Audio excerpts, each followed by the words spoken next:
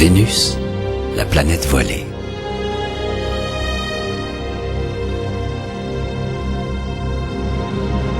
Vénus, étouffant dans son brouillard, dans son atmosphère suffocante composée de dioxyde de carbone.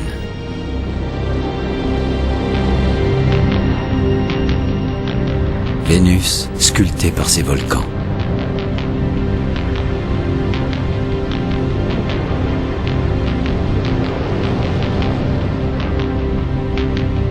Vénus, où la nuit comme le jour, il fait 480 degrés Celsius, alors que le soleil n'a jamais pénétré son ciel de poison.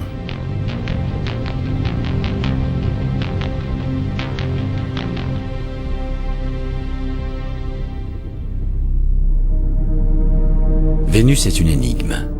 Elle tourne sur elle-même en 243 jours, alors que les nuages à sa surface font le tour en moins de 4 jours.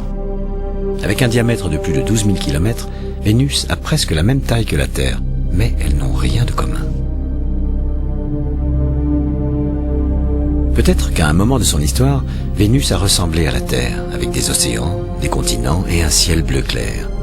Mais pourquoi est-elle devenue aussi inhospitalière? Pourquoi son atmosphère est-elle aussi irrespirable? Et pourquoi effectue-t-elle une rotation à reculons? De la Terre, par nuit noire, Vénus est de loin la plus brillante de toutes les planètes. Et tout comme son insaisissable compagne Mercure, on l'observe mieux après le coucher du soleil ou juste avant l'aube. Ni l'une ni l'autre n'apparaissent très haut dans nos cieux. C'est à cause de leur position entre la Terre et le Soleil. Si Mercure se déplace très vite autour du Soleil, Vénus, elle, met plus de 225 jours à parcourir son orbite, à plus de 108 millions de kilomètres du Soleil.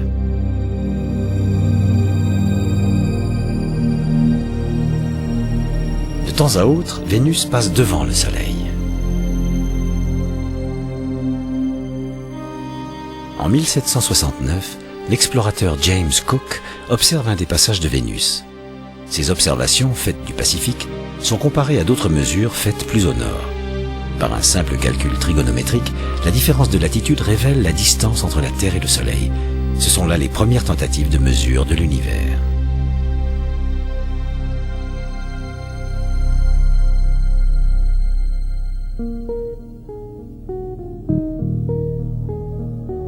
Grâce au radar, la surface de Vénus se dévoile. Nous sommes au début des années 60 et des signaux radars sont envoyés à travers les nuages vénusiens. Les astronomes obtiennent alors leurs toutes premières images de la surface de Vénus et découvrent grâce à elle un drôle de phénomène. Elle effectue sa rotation à reculons. 1966, l'Union soviétique lance les missions Venera. Des sondes pénètrent enfin le ciel de Vénus. Elles détectent une atmosphère 90 fois plus dense que celle de la Terre. Plusieurs sondes se sont écrasées. Cependant, un atterrisseur a réussi à prendre ces images. Des plaques de lave fissurées, renforçant l'hypothèse d'une planète massivement volcanique.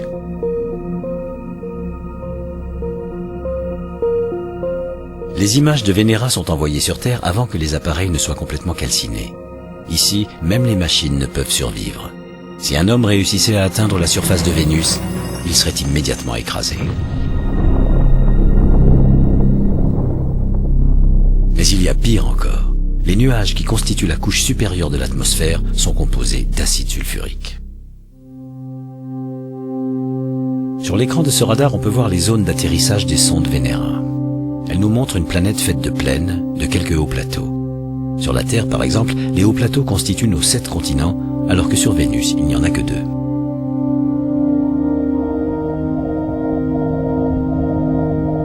« 1990, c'est le lancement de la sonde américaine Magellan.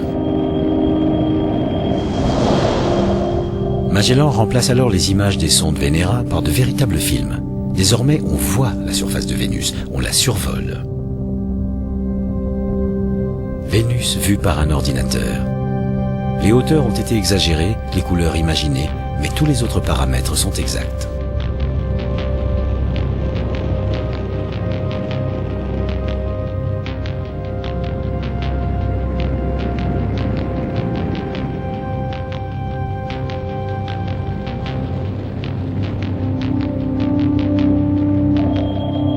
paysages sont scannés par Magellan, grâce à un radar pour la prise de vue et un altimètre pour le relief.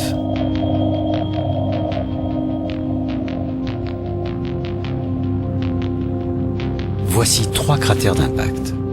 Ils sont rares sur Vénus car seules les plus grosses météorites peuvent atteindre sa surface. Les autres se désagrègent dans une atmosphère trop dense.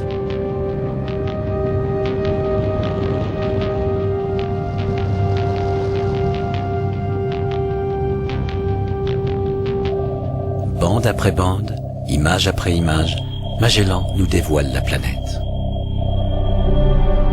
Ses volcans et leurs coulées de lave radiante.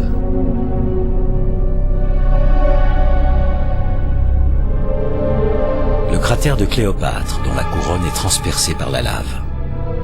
Partout, on trouve des traces d'activité volcanique.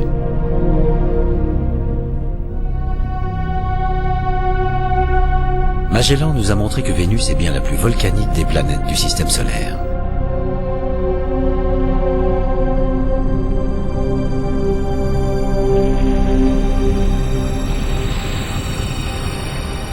Les volcans sont probablement là depuis des milliards d'années. Personne ne sait pourquoi. Les éruptions continuent de projeter du soufre dans une atmosphère toujours plus toxique.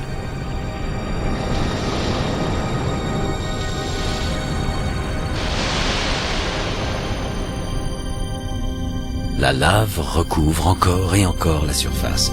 La majeure partie de cette lave met plus de 500 millions d'années pour se solidifier. Malgré tous ces volcans, Vénus reste incroyablement plate, comme le lit d'un océan usé par les courants.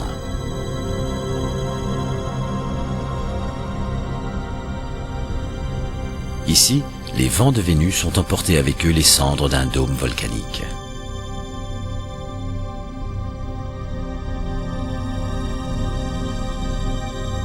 Ces montées de lave semblent littéralement aplaties par le poids de l'atmosphère, comme des crêpes figées dans un tonneau de sirop.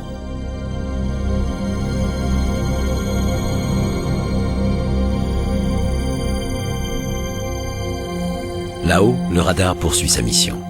Magellan doit maintenant s'occuper de cartographier la force gravitationnelle de Vénus. La sonde vacille sur son orbite, car les différentes densités de roches exercent sur elle des forces gravitationnelles différentes. Ainsi, Magellan analyse la structure et la composition du sous-sol.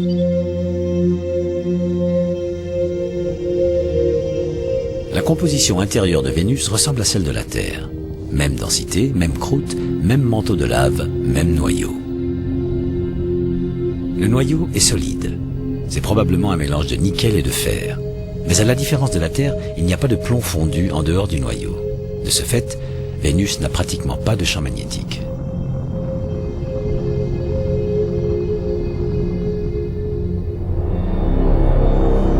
Octobre 1994. La carrière de Magellan s'achève. Elle plonge alors à travers les nuages vénusiens, tel un kamikaze.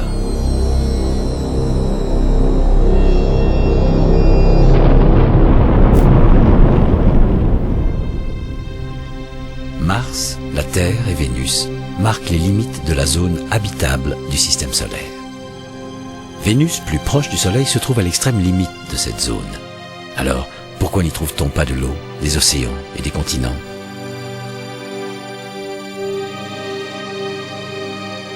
Il y a des milliards d'années, peut-être y en avait-il. Certains pensent que le Soleil, beaucoup plus proche de Vénus que de la Terre, aurait asséché les océans. La vapeur d'eau se serait évaporée dans la haute atmosphère. Sa surface se serait craquelée sous l'effet de la chaleur et l'hydrogène dispersé dans l'espace. Le dioxyde de carbone relâché par les océans, l'atmosphère se serait épaissie. La chaleur ne pouvant plus s'échapper, elle aurait alors créé un irréversible effet de serre, transformant Vénus en une cocotte minute géante.